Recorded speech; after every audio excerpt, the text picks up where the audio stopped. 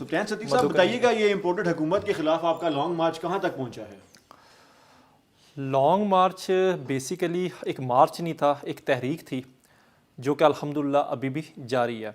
تو جیسا کہ آپ سب کو پتہ ہوگا کہ لانگ مارچ سٹارٹ تو 28 اکتوبر کو ہوا تھا، اور اس میں خان صاحب پہ 3 نومبر کو فائرنگ بھی ہوئی، پھر بھی وہ جاری رہا، اور الحمدللہ لانگ مارچ کی جو ڈیسٹینیشن تھی وہ راولپنڈی تھی، اور وہ راولپنڈی کو 26 نومبر کو پہنچا بھی. اور خان صاحب نے حقیقی جو آزادی مارچ تھا اس کی جدوجہد جاری رکھنے کا فیصلہ کیا، اور وہاں قومی اور صوبائی اسمبلیوں کے جو نشستیں تھیں اس پہ استعفیٰ دینے کا بھی اعلان کیا. تو لانگ مارچ کے جو اصل مقاصد یہ تھے کہ جو بیرونی مداخلت تھی، امپورٹڈ حکومت جو ہم پہ مسلط کی گئی تھی، عوام کا جو مینڈیٹ چوری کیا گیا تھا، تو اس کے خلاف یہ لانگ مارچ تھا، اور وہ ابھی بھی جاری ہے انشاءاللہ، اور امپورٹڈ حکومت کے خاتمے تک ہماری جدوجہد جاری رہے گی. جی، آپ نے جس طرح بتایا کہ آپ کی یہ لانگ مارچ جاری و ساری ہے، پہلے تو میں پوچھنا چاہوں گا کہ خان صاحب کی طبیعت اب کیسی ہے؟ الحمدللہ کافی بہتر ہے. لاسٹ ٹائم انہوں نے ایک ویڈیو شیئر کی اپنے سوشل میڈیا اکاؤنٹ پہ، تو اس میں بغیر کسی سہارے کے وہ چل رہے ہیں. تو الحمدللہ ہماری تمام تک دعائیں جو ہیں ان کے ساتھ ہیں. شکریہ. لیکن جو آپ کی ابھی تک کی اطلاعات کے مطابق ابھی تک آپ کی پارٹی کے اندر بھی کچھ وہ تضاد رائے پائی جاتی ہے، خان صاحب کے اسمبلیاں توڑنے کے بیان سے لے کر لانگ مارچ تک ابھی تک ایسا لگتا ہے کہ آپ کی پارٹی تذبذب کا شکار ہے، مطلب کوئی فائنل ڈیسیژن نہیں لے پا رہے. بیسیکلی انسرٹنٹی اور اس طریقے سے جو پوائنٹ آف ویو میں اختلافات ہر پولیٹیکل پارٹی میں ہوتا ہے، ایون کہ اسٹیبلشمنٹ میں بھی ہوتا ہوگا، ایون کہ گھر میں بھی دو سگے بھائیوں میں کسی بات پہ اختلاف ہو سکتا ہے. کہنے کی بات یہ ہے کہ جہاں تک استعفوں کی بات ہے تو لٹرلی وہاں پارٹی میں مختلف رائے پائی جاتی ہیں. میری بھی ذاتی رائے یہ ہے کہ استعفے نہ دیے جائیں، کیونکہ خان صاحب کو پہلے کا سیکیورٹی تھریٹ بہت زیادہ ہے. تو اگر وہ استعفے دے دیں گے تو جو جمہوری دشمن عناصر ہیں وہ تو در پہ ہیں کہ خان صاحب کو کسی طریقے سے ہم اس راستے سے ہٹائیں. آپ ایک بات کا جواب دیجیے گا کہ جو ابھی تک کے حالات کے مطابق کیا آپ کو لگ رہا ہے کہ آپ حکومت کے اوپر اس حد تک پریشر بنانے میں کامیاب ہو سکے ہیں کہ حکومت جلد انتخابات کا اعلان کر دے، یا مطلب آپ کے ابھی تک کے لانگ مارچ کے کوئی مقاصد کلیئر نہیں ہو پا رہے؟ دیکھیں، لانگ مارچ کے حقیقی مقاصد یہ نہیں تھے کہ تحریک انصاف کی حکومت ہے. لانگ مارچ کے حقیقی مقاصد یہ تھے کہ ہم اسٹیبلشمنٹ کا جو یہ آئینی پنجہ ہے جس نے جمہوریت کی گردن کو دبوچا ہوا ہے، ہم اس سے پاکستان کو ہمیشہ کے لیے آزاد کر دیں. ہماری جدوجہد یہ ہے، اور اس میں بہت سی پولیٹیکل وکٹمائزیشن کا ہمیں تحریک انصاف والوں کو سامنا ہے، اور ہم انشاءاللہ یہ کر کے بھی دکھائیں گے، اور انشاءاللہ حقیقی معنوں میں سول سپریمیسی آئے گی، اور یہ عوام ہی اور یہ عوام کے نمائندے ہی اس ملک کا آئین بنائیں گے اور اس ملک کے انتظامات کو چلائیں گے. لیکن آج آپ اسٹیبلشمنٹ کو جس طرح کرٹیسائز کر رہے ہیں، آپ کے اوپر ماضی میں آپ کے اوپر الزام لگایا جاتا ہے کہ آپ خود سلیکٹڈ ہیں، اسمبلی کے فلور سے لے کر ہر جگہ آپ کے اوپر الزام رہا ہے کہ آپ اسٹیبلشمنٹ کی سپورٹ سے آئے ہیں، اور اب آپ آ کر سول سپریمیسی کی باتیں کرتے ہیں. دیکھیں میری بات سنیں، یہ ایک کڑوا سچ ہے کہ پاکستان میں آپ ہماری پارٹی کی بات نہ کریں، آپ اس سے پیچھے جتنی بھی بات کر لیں کہ براہ راست جو ڈکٹیٹرز ہیں انہوں نے پاکستان کا رول کیا، اور ابھی تک میجورٹی جو ٹینیور ہے، جو ڈیوریشن ہے، وہ آرمی کے جو جرنیل ہیں انہوں نے رول کیا ہے. اور بات یہ ہے کہ اگر ہم ایک دوسرے پہ الزام لگاتے رہیں گے کہ پی ایم ایل این ہمیں کہیں گے کہ آپ آرمی کی مدد سے آئیں، ہم ان کی مدد سے آئیں، تو پاکستان میں پھر کبھی بھی حقیقی معنوں میں جمہوریت نہیں آ سکے گی. ہمیں ایک کڑوا گھونٹ پینا پڑے گا، ہمیں ایکسیپٹ کرنا پڑے گا کہ ہماری غلطیاں ہیں، ہمیں اب اس ملک کو نئی ڈائریکشن میں لے کے جانا ہے، اور ہمیں صحیح معنوں میں عوام کو عوامی نمائندوں کو اقتدار دینا ہے اور ان کو بااختیار کرنا ہے. چلیں، آپ کی یہ بات تو جاری رہے گی، لیکن ہمارے پاس ایک رپورٹ ہے ہم نے بنائی ہوئی پاکستان کی تاریخ میں مختلف لانگ مارچ کے اوپر، تو میں اپنے پروڈیوسر صاحب سے کہوں گا کہ ذرا رپورٹ وہ پلے کی جائے. پاکستانی سیاست میں لانگ مارچ کی اصطلاح بے نظیر بھٹو نے متعارف کرائی. نواز شریف کی حکومت کے خلاف انہوں نے سن 1992 میں لانگ مارچ کیا جو لاہور سے شروع ہوا. پروفیسر غفور احمد نے اپنی کتاب نواز شریف کا پہلا دور حکومت میں لکھا ہے کہ بے نظیر نے اعلان کیا کہ 18 نومبر کو ایوان صدر اور پارلیمنٹ کا گھیراؤ کیا جائے گا. انہوں نے توقع ظاہر کی کہ وفاقی دارالحکومت میں 4 لاکھ افراد جمع ہو گئے تو یہ حکومت نہیں رہے گی. لانگ مارچ سے نمٹنے کے لیے حکومت نے غیر معمولی اقدامات کیے. پولیس کی چھٹیاں منسوخ کر دی گئیں اور اسلام آباد کو فوج کی تحویل میں دے دیا گیا. اسلام آباد میں بے نظیر بھٹو کی رہائش گاہ کا گھیراؤ کر لیا گیا، لیکن اس کے باوجود وہ راولپنڈی پہنچنے میں کامیاب رہیں. یہ لانگ مارچ ناکام رہا. بے نظیر بھٹو لیاقت باغ تو پہنچیں، لیکن ان کے ساتھ 1-2 ہی گاڑیاں تھیں. باوجود اس کے کہ لانگ مارچ ناکام ہو گیا، لیکن اصل بات یہ ہے کہ حکومت اس کے باوجود گھبراہٹ کا شکار ہو گئی تھی۔ اسلام آباد کے تحفظ کے لیے فوج کو دعوت دینے سے اس کی کمزوری عیاں ہو گئی۔ یہی اس لانگ مارچ کا منفرد پہلو تھا۔ بینظیر بھٹو نے دوسرے لانگ مارچ کی منصوبہ بندی اگلے ہی برس یعنی 1993 میں کی۔ یہ مارچ ہوئے بغیر ہی نتیجہ خیز رہا۔ کچھ دنوں بعد ہی نواز شریف کی حکومت کا خاتمہ ہو گیا۔ نواز شریف حکومت کے خاتمے کے بعد پاکستان پیپلز پارٹی نے انتخابات میں کامیابی حاصل کر کے اپنی دوسری حکومت بنائی۔ بینظیر کی اس حکومت کے خلاف قاضی حسین احمد نے دھرنا دیا، جو نتیجہ خیز ثابت ہوا اور اس حکومت کا بھی خاتمہ ہو گیا۔ بینظیر حکومت کے خاتمے کے بعد نواز شریف 2/3 اکثریت کے ساتھ حکومت بنانے میں کامیاب ہو گئے۔ اپنے دوسرے دور اقتدار میں وہ کئی قسم کے بحرانوں کا شکار رہے، لیکن ان کے دور میں لانگ مارچ جیسا کوئی واقعہ رونما نہیں ہوا۔ یہ صورتحال پھر جنرل پرویز مشرف کے زمانے میں پیدا ہوئی۔ جنرل پرویز مشرف نے چیف جسٹس آف پاکستان کو معزول کر دیا تو اس کے خلاف وکلاء نے چیف جسٹس افتخار محمد چودھری کی قیادت میں ملک بھر کا مارچ کیا۔ اس تحریک کے دوسرے مرحلے میں ایک اور ملک گیر لانگ مارچ ہوا، جس کا اختتام اسلام آباد میں ایک جلسے پر ہوا۔ عدلیہ بحالی تحریک کے دونوں مہمات ناکام رہیں۔ عدلیہ بحالی تحریک کی سلسلے میں تیسری کوشش لانگ مارچ ہی کے عنوان سے ہوئی۔ یہ لانگ مارچ سابق وزیر اعظم نواز شریف کی قیادت میں ہوا۔ پاکستان کی سیاسی تاریخ میں اس لانگ مارچ کو ایک عہد کا اختتام اور ایک نئے دور کی ابتدا سے تعبیر کیا جا سکتا ہے۔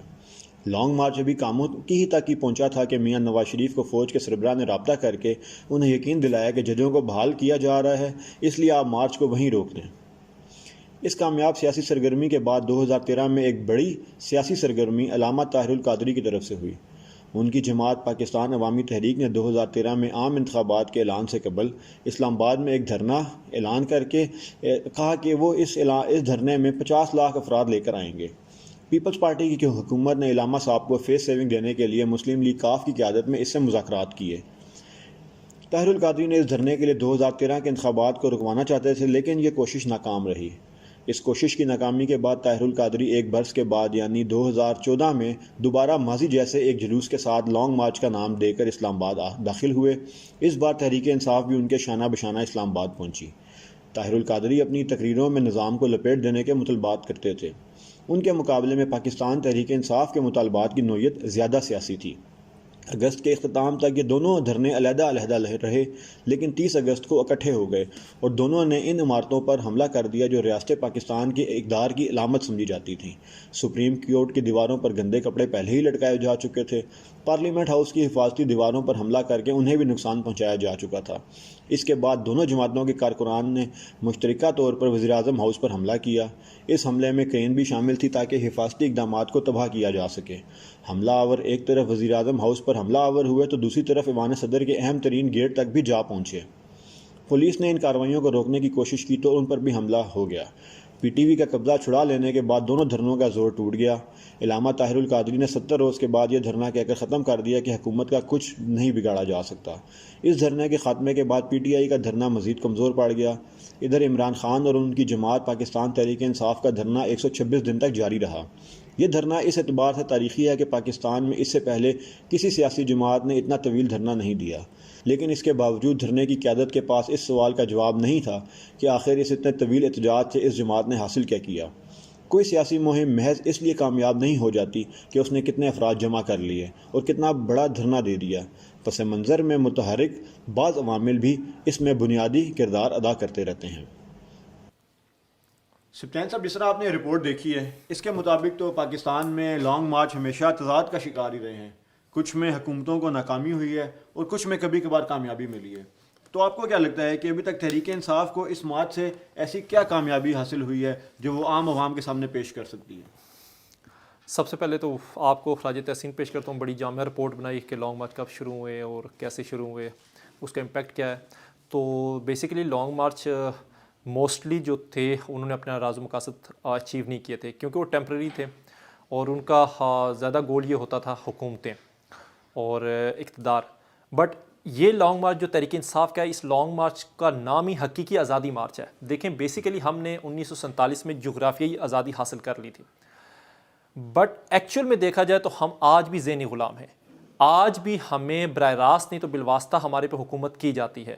یہ جو عوامی نمائندے ہوتے ہیں، ان کے پاس برائے نام اقتدار ہے اور یہ صحیح معنوں میں عوام کی خدمت نہیں کر سکتے. جو مینڈیٹ یہ لے کے آتے ہیں اور جو یہ ان کا منشور ہوتا ہے وہ اس پہ امپلیمنٹ نہیں کر سکتے کیونکہ ان کے ہاتھ بندے ہوتے ہیں.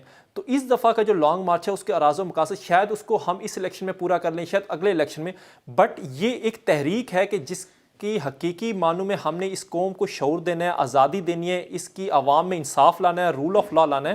تو یہ ہمارے راز و مقاصد ہے. اور جیسے کہ آپ یہ ہمارے جو تحریک انصاف کے جلسے جلوس, ان کی ریلیاں اور تحریک انصاف کی پاپولیرٹی, مطلب فوری طور پر عام آدمی کو اس سے کیا فرق پڑے گا اس کی زندگی میں کیا تبدیلی آ سکتی؟ دیکھیں فوراً اگر کچھ کرنا ہو نا تو پھر بندے کو مولی اور گاجریں اگانی چاہیے, فوراً اگ جاتی ہیں. اگر کوئی پھلدار اگر درخت سے اگر پھل لینا ہے تو اس کے لیے آپ کو تھوڑا سا ٹائم چاہیے ہوتا ہے. تو کہنے کی بات ہے کہ جو بڑی چیزیں ہوتی ہیں وہ ہمیشہ ٹائم ٹیکنگ ہوتی ہیں, تو فوراً تو اس میں کچھ نہیں ہوگا. بٹ آپ جو کہہ رہے ہیں کہ یہ جتنی بھی جنگ عمران کر رہا ہے یہ نچلے طبقے کے لیے کر رہا ہے. عمران خان کی جب حکومت تھی تو اس نے سب سے پہلے لنگر خانے بنائے, پناہ گاہیں بنائی, اور جو اس نے فیسلٹیٹ غریبوں کو کیا, اوورسیز کو کیا, وہ آج تک پاکستان کی تاریخ میں نہیں ہوا. پاکستان کی تاریخ میں تو جو دوسری جماعتیں تھیں وہ تو پل اور جسے کہتے ہیں سڑکیں بناتے رہی ہے. اس نے حقیقی معنوں میں شعور دیا ہے اور قوم بنانے کی کوشش کی ہے. آج میں ہوتا ہم تو چاہتے تھے کہ نون لیگ کا بھی کوئی نمائندہ ہمارے شو میں پارٹیسپیٹ کرتا, لیکن وہ آج الیکشن سے بھاگ گئے. آج 31 دسمبر کو آج تحریک انصاف کے جو کارکن ہیں, ورکر ہیں, ہائی کورٹ کے حکم پہ وہ آج ووٹ ڈالنے گے, اور آج وہ سکول کے باہر کھڑے تھے. نہ الیکشن کمیشن کا عملہ تھا, نہ پولنگ بوتھ بنے ہوئے تھے, نہ وہاں باکسز پہنچے ہوئے تھے. تو کہنے کی بات یہ ہے کہ وہ آج الیکشن سے ہی بھاگ گئے. وہ تحریک انصاف کے ہر اس جگہ سے بھاگ جائیں گے جہاں تحریک انصاف کا یا کارکن ملے گا, یا رہنما ملے گا, یا نمائندہ ملے گا, یا تحریک انصاف کا جھنڈا دیکھیں گے وہ وہاں سے بھی بھاگ جائیں گے. ہم نے بہت کوشش کی کہ نون لیگ کے نمائندے کو بھی لائن پر لیا جائے, لیکن وہ شاید اپنی ذاتی مصروفیت کی وجہ سے آ نہیں سکے. ذاتی مصروفیت نہیں, وہ بگوڑے ہیں, ان کا لیڈر بھی بگوڑا ہے. ٹھیک ہے, وہ خود بھی بھاگ جاتے ہیں. آج الیکشن سے بھاگ کے انہوں نے سٹیمپ لگا دیا. ہم ون سائیڈڈ پروگرام نہیں کرنا چاہتے کیونکہ ان کی یہاں پہ نمائندگی نہیں ہے. کیا آپ نے دل پہ ہاتھ رکھ کے آپ یہ اپنے آپ سے پوچھیں کہ کیا شہباز شریف ڈیل کر کے نہیں آیا, کیا اس نے چلتی حکومت کو جو گھر بھیجا ہے اور صرف اپنے کیسز معاف کرانے کے لیے؟ تو پھر وہی بات ہے کہ آپ پر بھی سلیکٹڈ کا الزام رہا ہے ماضی میں. دیکھیں سلیکٹڈ کا الزام ہوتا تو آج ساری اسٹیبلشمنٹ اکٹھی ہو کے عمران خان کو نہ گرا دیتی. اگر سلیکٹڈ کا الزام ہوتا تو ہماری حکومت کو نہ گرایا جاتا. 2 دن کے پہلے کالم کے مطابق آپ کے بارے میں لکھا گیا ہے کہ آپ خود این آر او لے کر بچائے گئے ہیں. باجوہ صاحب کے 2 این آر او سے آپ کی حکومت بچی. وہ تو میں بھی کالم لکھتا ہوں, اور اس میں میں نے جو لکھا ہے, ایک این آر او آپ کا جو ہے وہ جہانگیر ترین صاحب. سر لکھنے والا تو کچھ بھی لکھ سکتا نا. لکھنے والے تو یہ بھی لکھتے رہے کہ عمران خان یہودی ایجنٹ ہے, اور یہ وہ یہودی ایجنٹ ہے جس نے 25 مارچ کو عالمی سطح پہ, جسے یونائٹڈ نیشن نے, جسے اسلامو فوبیا کے خلاف جو تقرارداد تھی وہ منظور کی. اور آپ کو پتہ ہے اسلامو فوبیا پہ اسلامک ایک ڈے منایا جا رہا ہے 25 مارچ کو. اور آپ اس طرح دیکھیں وہ ڈکٹیٹ نہیں کر سکتے. ڈکٹیٹنگ میں آپ کو حقائق بتا رہا ہوں نا, حقائق تھوڑے کڑوے ہیں. ون سائیڈڈ ہم شو نہیں کر سکتے کیونکہ ہمارے پاس اس وقت دوسری پارٹی کا موقف نہیں ہے. تو ہم کوشش کریں گے کہ اگلی بار ان کو بھی ہم لائن پر لیں یا ان کی بھی نمائندگی یہاں پہ ہو, تو ایک بیلنس پروگرام ہم کر سکیں گے. ضرور. تو ناظرین, ہم نے بہت کوشش کی کہ پتہ چل سکے کہ تحریک انصاف نے اپنے اس لانگ مارچ سے کیا کھویا اور کیا پایا. اس سب کا فیصلہ تو آپ لوگوں نے کرنا ہے کیونکہ عوام سے بہتر اور کوئی منصف نہیں ہو سکتا اور کوئی جج کرنے والا نہیں ہو سکتا. تو آج کے